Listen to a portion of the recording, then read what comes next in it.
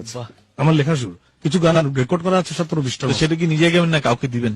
আমি চাই যে অন্য কেউ গাক। আচ্ছা, যারা দেখছেন সুযোগ থাকলে কিন্তু মিস করবেন না, আমি অলরেডি করছি, কিন্তু আমি যারা সাহস করতে ইভেন পারছেন না। কলকাতা থেকে তানিয়া পল, তারপরে পম্পা রায় বসুর, আমি দুজন, তাদের জন্য আমি কাজ করছি গানের, আমার লেখা সুর। তো যারা একবারে নতুন কিন্তু ভালো গায়, সাহস করতে পারছেন, তাদের কি যদি একটু বলেন আপনি, তাহলে লাইভ দেখে একটু। ভাই, আমার দরজাটা, প্রবেশের দরজাটা এত বড়।